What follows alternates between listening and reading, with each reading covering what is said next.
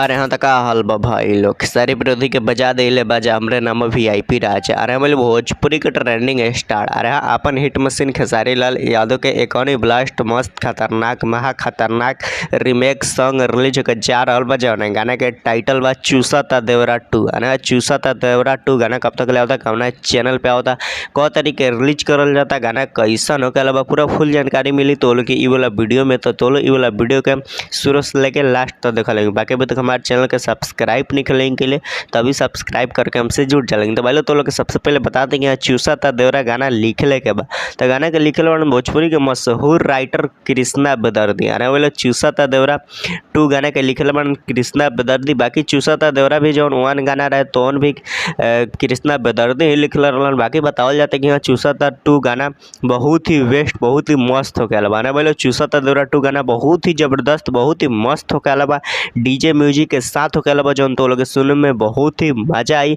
और ये वाला जौन गाना बताओ ना ऑर्केस्ट्रा में और हर जगह बाज सकता, काहे कि डीजे पे भी बाज सकता, फोन में भी बाज सकता और हर जगह खतरनाक तरीका से म्यूजिक में देवल गल बा। बाकी म्यूजिक के डायरेक्टर बनन आर्या शर्मा। अरे बोले म्यूजिक दिले बनन आर्या शर्मा। बाकी वाला गाना जौन बा तो बेस्ट भोजपुरी के यूट्यूब चैनल पर रिलीज होके आला बा। अरे हाँ भाई लोग, अभी तो लोग देख सकते हैं खेसारी लाल यादव के एगो मिनी पोस्टर आयल बा एथी पर बेस्ट भोजपुरी के यूट्यूब चैनल पे। और भाई लोग ये वाला गाना में कोनो नाम टाइटल नहीं लिखल। हमरा जहाँ तक लगा था कि यहाँ चूसा था देवरा 2 हुई गाना, ना तो लूजर में 2 ना तो लहंगा में मीटर। नहीं बोले लहंगा में मीटर वरना चूसा था देवरा 2 गाना होके अलावा खेसारी लाल यादव के। तो लोग वेट कर लेंगे बेस्ट भोजपुरी से बहुत ही बेस्ट खतरनाक महा खतरनाक रीमेक सॉन्ग रिलीज होके अलावा। तो लोग गाना के मिस मत कर लेंगे, गाना जरूर सुनिए लेंगे। बाकी गाना के लिखे बन कृष्णा बेदर्दी। बाकी वीडियो फॉर्मेट में और गाना के गईले बा।